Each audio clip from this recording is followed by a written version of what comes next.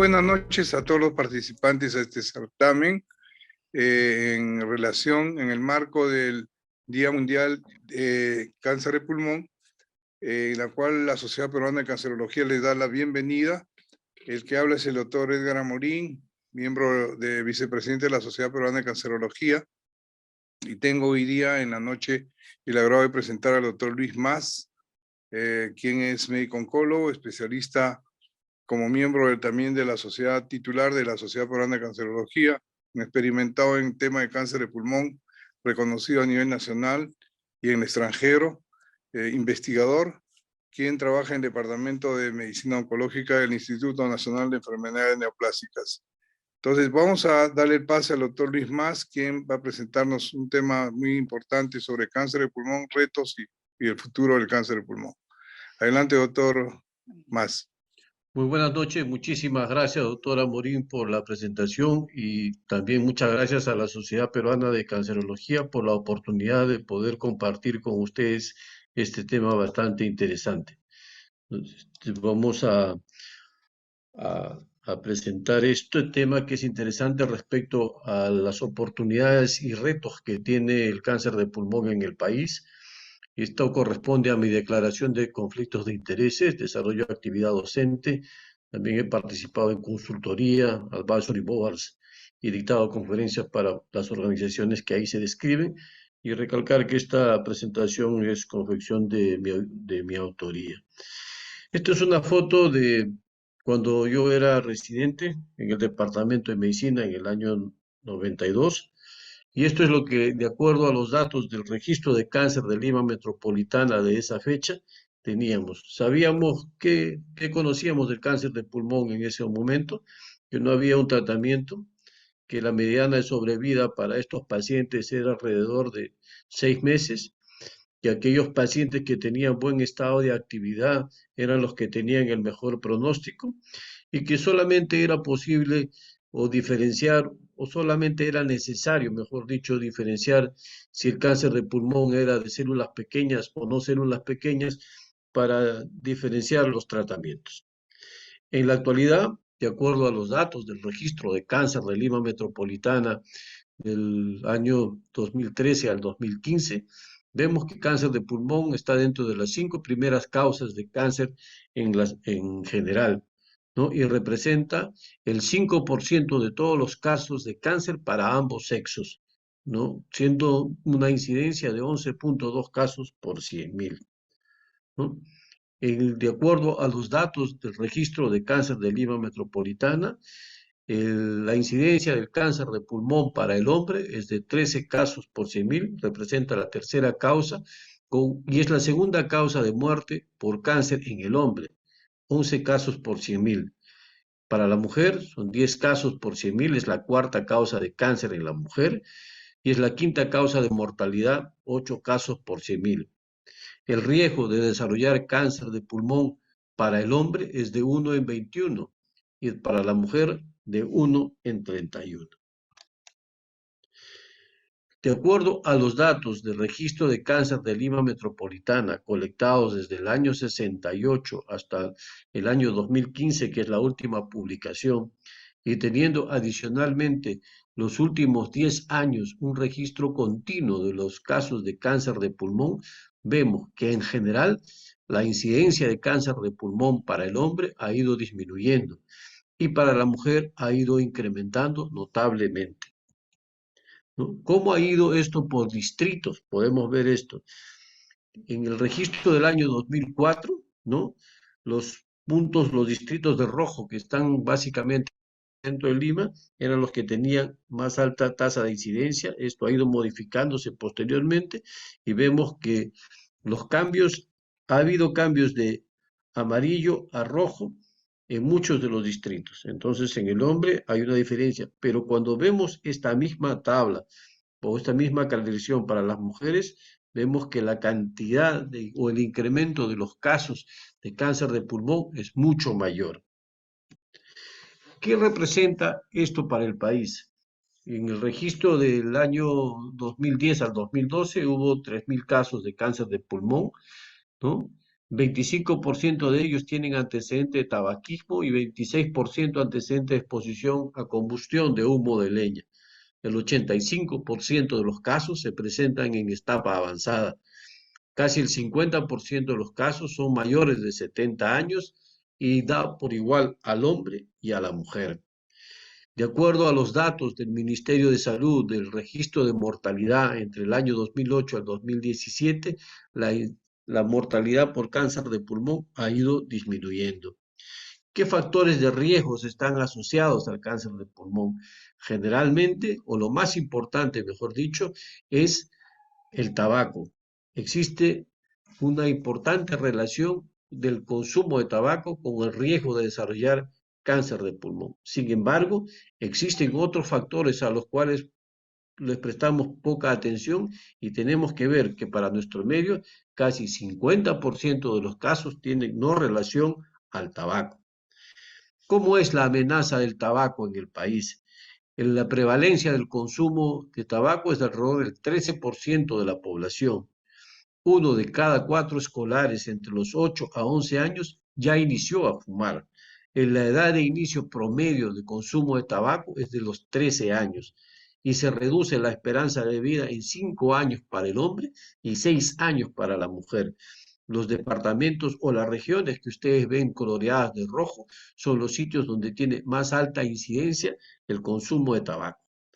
¿Qué hemos hecho para tratar de disminuir la prevalencia del consumo de tabaco? Desde el punto de vista regulatorio, hemos promulgado una serie de leyes que prohíben la venta, la publicidad y la prohibición de fumar en espacios cerrados. Esto es una lucha bastante importante que ha hecho la sociedad contra el consumo del tabaco. ¿Cómo nos califica en el reporte de la epidemia global de tabaco la Organización Mundial de la Salud para el año 2021 en este reporte?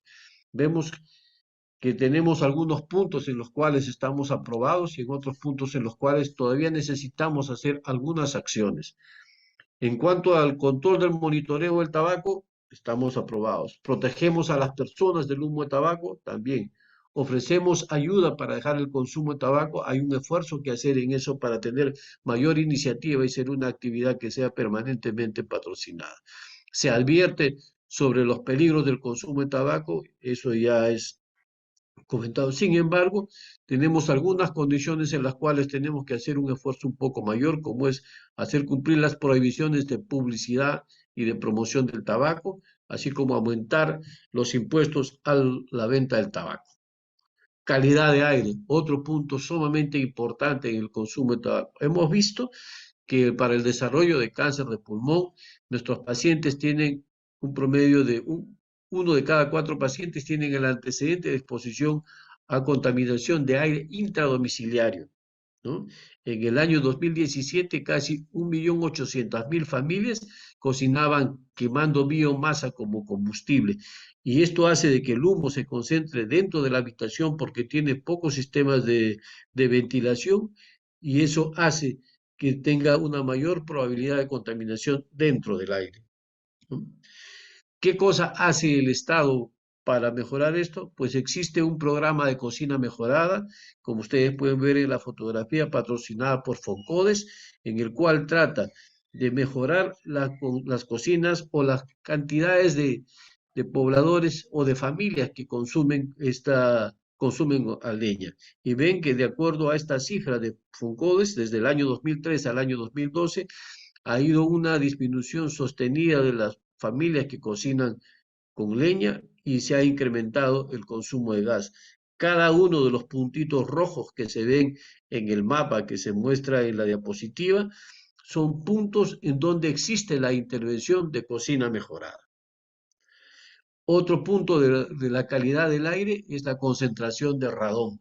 El radón es un gas inerte que es producto de la descomposición del uranio propio que existe en la naturaleza de forma normal. Existe básicamente una emanación de un gas incoloro, inodoro, insípido que no se puede determinar su presencia y adicionalmente está relacionado a las construcciones bajo el subsuelo o a los pacientes o a las personas que trabajan en minería. ¿Cómo es esta exposición en nuestro país? Nosotros tenemos distritos en los cuales la concentración es muy alta de gas radón, sobre todo vemos acá Miraflores, San Borja, el Cercado de Lima, San Martín de Porras, que son los sitios donde existe mayor concentración de radón. Y vemos que la concentración de radón está sobre los 400 berkeles por metro cúbico, lo cual está muy por encima de lo permitido por la Organización Mundial de la Salud. ¿Dónde está el aire más contaminado en América Latina? Lamentablemente en el Perú, ¿no? Esa es la concentración de partículas PM25, 30%. Y dentro del Perú, ¿cuáles son las ciudades, o perdón, en Latinoamérica, cuáles son las ciudades que tienen mayor contaminación de aire? Pues Lima. Lima es la ciudad más contaminada, más que Santiago, más que la Ciudad de México, más que la Ciudad de Guatemala. Entonces ustedes pueden ver de que ese es un problema muy importante. Y ya está reconocido que la carcinogénesis por la contaminación de aire tiene una relación estrecha al cáncer de pulmón. En el último congreso del ESMO se vio que el cáncer de pulmón está estrechamente relacionado a la calidad del aire. ¿Por qué? Porque se ha visto que la mutación del factor de crecimiento epidermal ocurre naturalmente como producto del envejecimiento y además en las células normales del cáncer de pulmón. Entonces, existiendo la contaminación ambiental induce la producción de interleuquina 1B, que es un factor inflamatorio, y esta inflamación crónica origina la transdiferenciación de un estado de stem cell a una célula maligna y origina la transformación maligna. Entonces, definitivamente nosotros podemos tener cáncer de pulmón relacionado no a tabaco, pero sí a contaminación ambiental. ¿Cómo estamos en el diagnóstico del cáncer de pulmón? Que otro es un algoritmo normal que se tiene en general para el diagnóstico de cáncer de pulmón, cómo se define. Sin embargo, hoy es recomendable, aparte de la determinación del tipo histológico, la documentación y el tipo de alteraciones moleculares que pueda presentar. Como mínimo, debemos desarrollar la determinación de EGFR y ALK. Como mandatorio lo recomiendan el Colegio Americano de Patólogos, la Asociación Internacional para Estudio del Cáncer de Pulmón, la Asociación Americana de Patólogos y las guías terapéuticas que se debe adicionar ROS1. Mandatorio también lo incluye ASCO y la NSCN a BRAF. Y también es posible que se haga una determinación de estos genes y otros genes adicionales a través de un secuenciamiento de siguiente generación, para los cuales hoy tenemos disponibles muchas plataformas en el mercado, ¿no? ¿Cómo está? Esto nos lleva a la medicina personalizada, pero ¿cómo estamos de la medicina personalizada en el país? Estas son todas los panales que fueron evaluados por la unidad de inteligencia de, en un estudio clínico en donde se determinó, miren, ven, cómo está el país. Nosotros, Ecuador y Perú, estamos iniciando en el viaje en eso. ¿Por qué? Porque tenemos políticas que pueden estar asociadas a la facilitación de la medicina personalizada, ¿no? Tenemos el público también que está comprometido, pero nos falta mucho en infraestructura y en financiamiento para ver cómo se implementan estas políticas en general, ¿no? Nuevamente, en el de Economist, la unidad de inteligencia de Economist hizo un reporte de la posibilidad de desarrollar diagnóstico molecular en América Latina. Y esto es el reporte por país. Nosotros tenemos pocos servicios genéticos, pocas entidades que hacen genética médica. Genómica en la práctica clínica básicamente está dirigido al estudio de enfermedades neurológicas, cáncer hereditario y problemas pediátricos. Hay poca atención clínica y asesoramiento genético y existen pocos médicos, alrededor de 30 médicos genetistas acreditados en el Colegio Médico del Perú. ¿Cuántos laboratorios tenemos para hacer esta evaluación? Tenemos 10 laboratorios hasta ese momento de la publicación, de los cuales 8 se encuentran en Lima, 1 en Arequipa y 1 en Cusco. Pero esta barrera del perfilamiento molecular es a nivel mundial.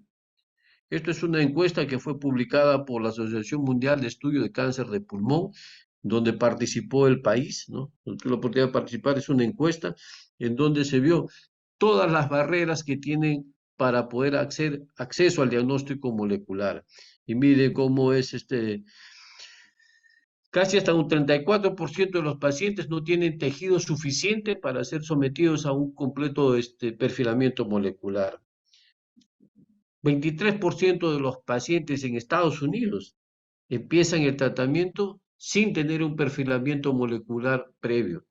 Y 21% de los pacientes canadienses tienen un resultado completo del perfilamiento molecular antes de iniciar el tratamiento. Además, tienen limitaciones para el acceso a las pruebas, ¿no? Y tienen pocos laboratorios locales que tienen pruebas validadas, ¿no? Sin embargo, esto se rompe de alguna manera por los programas de apoyo patrocinados por la industria. Este es un estudio que fue patrocinado por los miembros de la industria que se llamaba Lung Mapping, ¿no? El Lung Mapping es un estudio que se hizo en Brasil y permitió hacer estudios epidemiológicos determinando esta torta que ustedes pueden ver acá en Brasil que fue publicado, ¿no? ¿Cómo es el acceso a la determinación de las alteraciones moleculares en América Latina? Esto fue una encuesta online hecha en el año 2017, donde participamos 144 oncólogos de 10 países. El 95% respondieron de que tenían acceso a la determinación de EGFR o fusión del ALK.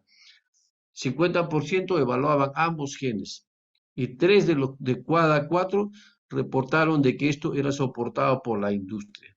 El tiempo para obtener los resultados promedio para EGFR fue 2 semanas y para ALK 3 semanas. Y las razones por las cuales los participantes dijeron que no desarrollaban evaluación molecular porque había tejido insuficiente en el 30%, problemas logísticos en el 20%, el tiempo que se demoraba en obtener los resultados el 13% y porque la droga no estaba cubierta en el 10% de los casos.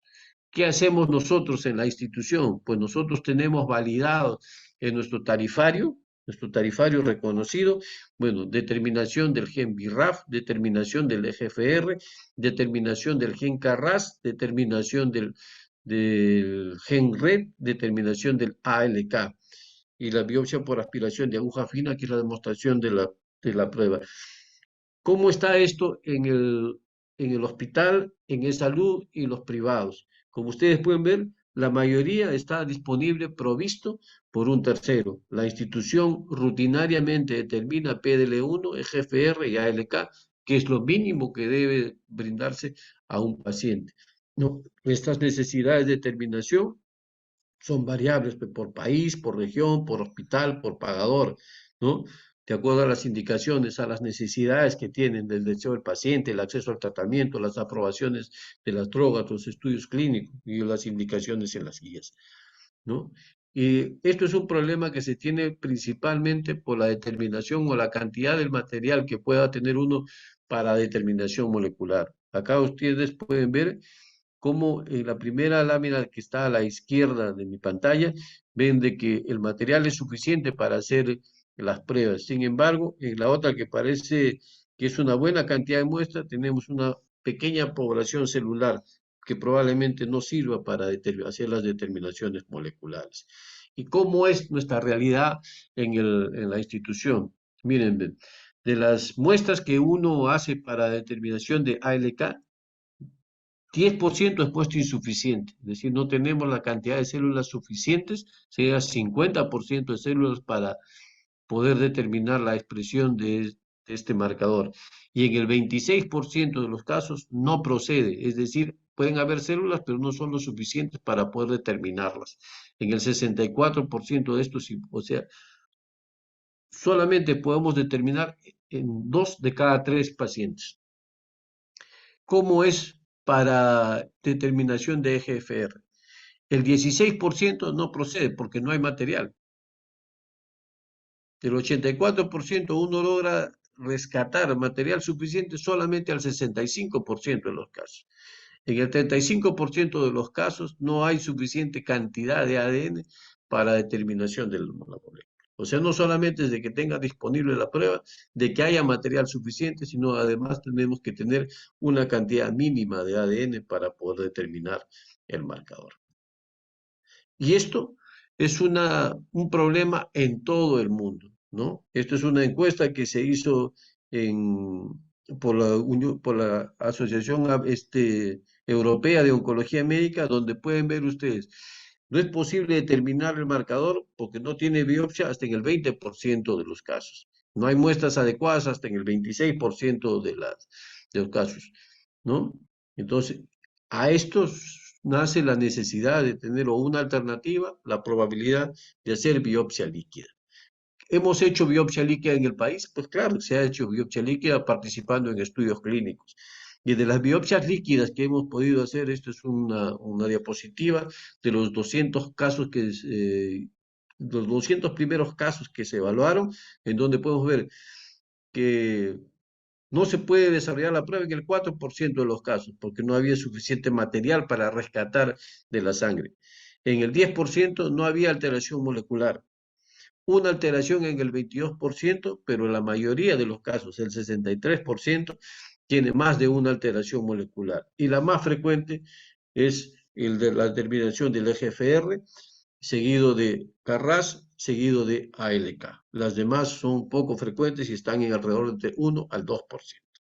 ¿Y por qué es importante? Porque cuando el paciente tiene una alteración oncogénica, tiene tratamientos disponibles. Miren todos los genes que hay en este momento disponibles y los tratamientos que tienen las diferentes alteraciones moleculares. Sin embargo, nosotros tenemos pocas moléculas aprobadas para esta condición en el país.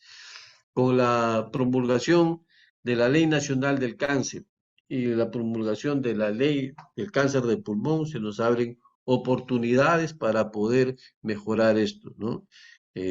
Acceso a drogas, vigilancia epidemiológica, acciones de prevención temprana, política nacional de lucha contra el cáncer, atención integral oncológica, nuestro financiamiento, equipamiento y estructura. ¿Cómo podemos hacer? Miren, casi la totalidad de la población del país está asegurada, ¿no? De estos, el 70% es cubierto por el sistema de salud del SIS, el 30% por la seguridad social, 3% por las EPS, 2% por las Fuerzas Armadas y 6% de la población que tiene otros tipos de seguro, ¿no? Existen 4 institutos de enfermedades neoplásicas dedicados exclusivamente al tratamiento del cáncer, que cuentan con especialistas con capacidad para poder atender las diferentes poblaciones y adicionalmente tenemos departamentos encargados de tratamiento oncológico en casi todos los hospitales del país. Sin embargo, digamos, oncólogos clínicos por millón de habitantes, tenemos 6 por cada millón de habitantes y el 73% de estos se encuentran ubicados en Lima y Callao. Y tenemos 11 regiones del país que no cuentan con oncólogos médicos. Lo mismo para patología, para cirujanos oncólogos y radiooncólogos. Para la acción de radiooncología, por ejemplo, 19 regiones no cuentan con un centro de radioterapia y el número de cirujanos oncólogos torácicos es bastante más que limitado. El tipo de pacientes que acuden a la institución, como ustedes pueden ver, cada vez los pacientes, la línea negra nos muestra que la población de pacientes con gasto de su propio de su bolsillo ya es inexistente en la institución. Desde el mayo del 2017 casi ya no se registra pacientes que hagan gasto en su bolsillo. Y la población de pacientes que se atienden y son soportados por el SIS, pues bueno, casi es el 80%. Sin embargo, existe un 20% de manera constante que son de la seguridad social que tienden a verse en el hospital, ¿no? El gasto público para el cuidado del paciente con cáncer, esto ha sido obtenido del seguimiento de ejecución presupuestal de la consulta amigable del MEF. Vemos que para el año 2021 este consumo fue de 13 millones, es lo que se gastó. ¿Y cómo se ha gastado en las diferentes opciones? Pues ha tenido una ejecución bastante aprobada. ¿Qué cosas son las drogas nuevas a las cuales nosotros hemos tenido acceso? Pues tenemos acceso a erlotinib, tenemos acceso a osimertinib, tenemos acceso a alectinib y a pembrolizumab. que son más que drogas suficientes para manejar el cáncer de pulmón. ¿Y qué es lo que ha originado esto en nuestros pacientes? Bueno, esto es experiencia con los pacientes en primera línea de cáncer de pulmón. La mediana de sobrevida de progresión es 14 meses y nuestra sobrevida global de nuestros pacientes es de 33 meses. Eso es lo que hemos logrado con el manejo de estos pacientes. Sin embargo, estos pacientes van a progresar a erlotinib. Y el 50% de estos pacientes tienen una alteración T790 que las hace susceptibles de tratamiento con osimertinib. Miren, ve, de la evaluación de T790 fue posible en el 50% sólido y 50% en líquido, pero de los que fueron positivos, el 55% de los pacientes que tenían T790 fueron positivos. 40% de las progresiones fueron T790 negativo y en el 5% de los casos no fue posible determinarlos. Estos pacientes que han progresado están recibiendo tratamiento con osimertinib en segunda línea. ¿Y qué cosa es lo que hemos obtenido con esa intervención? Pues que nuestros pacientes vivan más. La mediana de sobrevida libre de progresión en este grupo de pacientes es de 21 meses. Y ustedes pueden ver acá que tenemos pacientes que están en respuesta. Esta es una gráfica de nadadores en donde ustedes pueden ver pacientes que se encuentran en respuesta parcial o enfermedad estable, ¿no? Y la cantidad de meses en los cuales están en seguimiento o en tratamiento hasta la actualidad. Y podemos ver que hay pacientes que están entre 3 hasta 31 meses. Entonces, esto significativamente es importante para este grupo de pacientes. ¿Cómo ha implementado esto también en nuestros pacientes? Pues bueno, que los pacientes que tienen mutación positiva y que no reciben el tratamiento dirigido, su mediana de sobrevida es muy pobre, 6 meses. Si nuestro paciente no tiene una mutación y recibe quimioterapia, la mediana de sobrevida es 15 meses. Pero si nuestro paciente tiene una mutación y recibe el TKI, su mediana de sobrevida es de 3 años. ¿Y cómo ha impactado la inmunoterapia en el manejo de este cáncer de pulmón?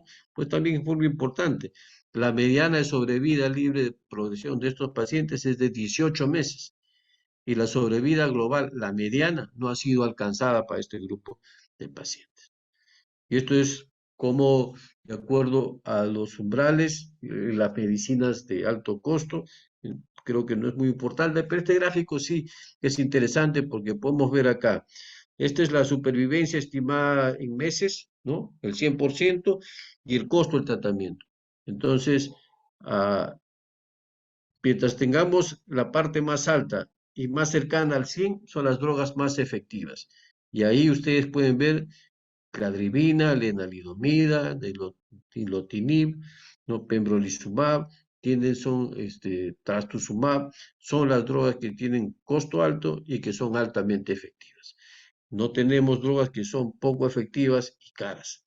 Entonces, definitivamente sí, vamos a ver que son muy importantes para nuestros pacientes. Y eso es lo que les quería mostrar, y este es el equipo de oncología médica que maneja cáncer de pulmón. Muchísimas gracias por su atención y probablemente habrá algunas preguntas para Muchísimas responder. gracias, doctor Mas. Yo creo que una brillante exposición en la cual ha juntado varios criterios y efectivamente son retos del país en base a una data bien informada de parte del doctor y la fuente de conocimiento que eventualmente nosotros como médicos que manejamos el cáncer el día a día nos sustentamos como tal. Las estadísticas nos han permitido, doctor Mas, conocer mucho más de lo que en el día a día se está viendo respecto al enfoque de manejo terapéutico. Habla usted también de recursos humanos, etc. Este panel de esta conferencia nos permite también hacer algunas preguntas que puedan haber quedado en el tintero, por lo cual recomiendo a los asistentes, participantes, hacer alguna pregunta. Puede ser que hagan la pregunta a través del chat o directamente.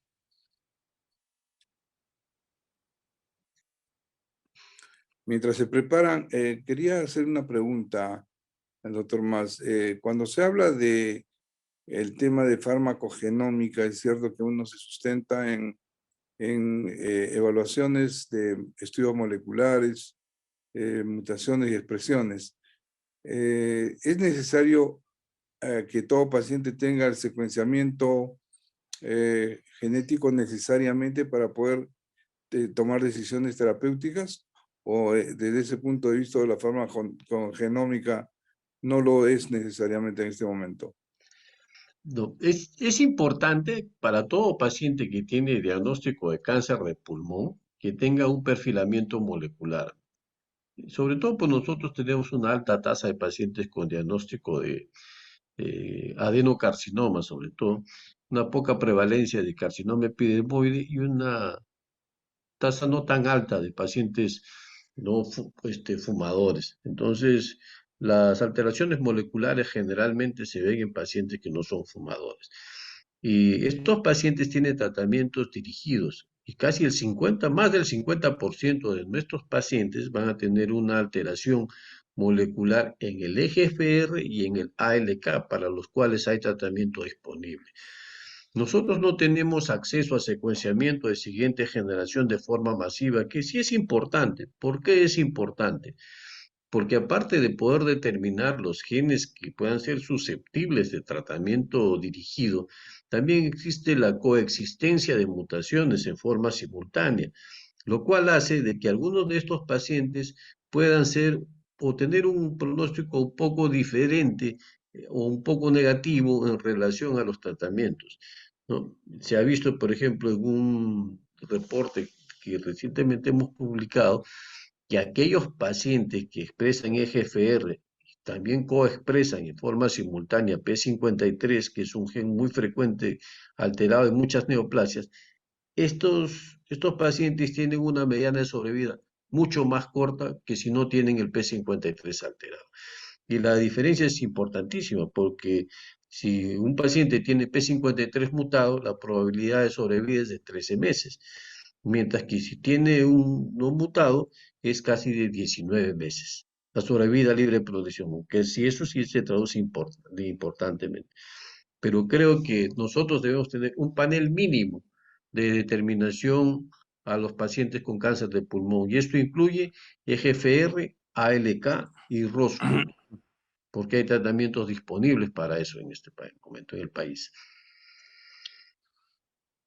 En relación al tema de diagnóstico y soporte de herramientas de diagnóstico, sabemos muy bien que en el país usted ha visto que hay una connotación de déficit comparativamente con Latinoamérica de herramientas para diagnóstico. Tenemos el EUS, tenemos de repente algunos otros mecanismos, por lo cual tipo PET-scan, que hoy en día es difícil que todas las instituciones cuenten. Digamos, a largo plazo, obviamente sabemos que esto progresivamente va a resolverse, pero hoy en día es válido manejarse aún con estudios solamente con tomografías y resonancia del encéfalo, o todos los pacientes necesariamente tienen que tener el diagnóstico completo, incluyendo PET-scan. No, yo creo que tiene que tener una evaluación de extensión de enfermedad que incluya mínimo una resonancia del sistema nervioso central, una tomografía del tórax y el abdomen superior y una gamografía ósea. Y eso está totalmente disponible en casi todas las regiones del país. El PET scan es valioso, nos brinda información, pero creo que para nuestro medio eso es un estándar de tratamiento, de extensión de enfermedad.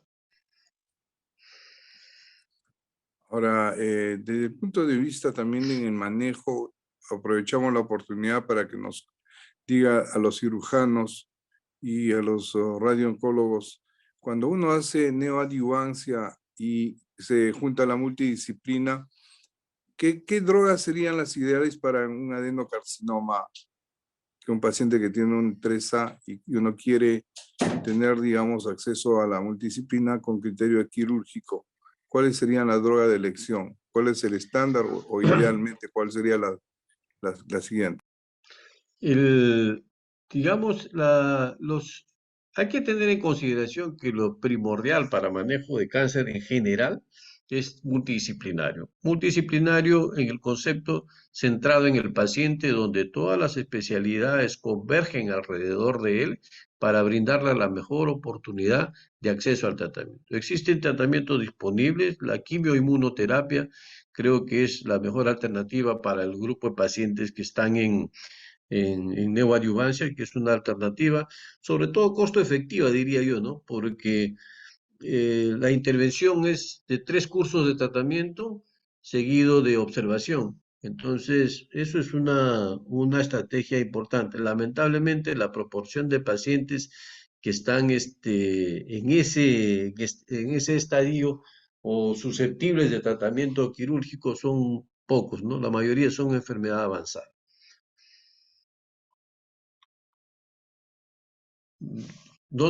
Está con el micro apagado, doctor. Ya, y la otra pregunta sería, por el otro lado, los pacientes que han sido operados, entre comillas, en estadios tempranos, 1 y 2, 1B para adelante, ¿cuál sería la información hoy en día respecto al manejo de adyuvancia? Bueno, la adyuvancia es la estrategia útil porque ha mejorado los resultados de sobrevida global. La incorporación de los tratamientos dirigidos moleculares en esta población no es controversial, sino digamos está aún sobre observación porque no tenemos estudios de madurez que nos puedan decir que ha mejorado la sobrevida global, ¿no? Los estudios muestran una prolongación del tiempo medio a la progresión. Sin embargo, esto todavía no se traduce en una mejora de la sobrevida global, por lo cual algunos escépticos pueden considerar de que esta intervención solamente retardaría la progresión de la enfermedad, pero no mejoraría la sobrevida. Porque hay que recordar que cuando uno hace adyuvancia es con intención de curar mayor cantidad de pacientes. Entonces, esas son las intervenciones que tenemos en la actualidad, pero adyuvancia es una estrategia que ha mejorado los resultados en el manejo del cáncer de pulmón temprano. Finalmente, una pregunta en vista que nadie ha levantado la mano y no se han anotado en el chat. Quería preguntarle, ¿cuál es digamos, la estrategia hoy en día y el enfoque que deberíamos tener nosotros, sea en Perú, Latinoamérica, respecto al screening en cáncer de pulmón? Unas palabras finales. La estrategia de determinación de screening es importante y ya está sólidamente demostrado. La diferencia es de que el screening, digamos, validado con tomografía de baja dosis, hasta la actualidad ha mostrado mucho éxito en aquellos pacientes que tienen riesgo por cáncer de pulmón relacionado al tabaco. Existen estudios para el screening de pacientes con cáncer de pulmón no relacionado a tabaco, ¿no? En el cual también ha tenido resultados, pero que esperan su madurez, sobre todo en pacientes asiáticos, que tienen gran presencia de mutaciones del EGFR.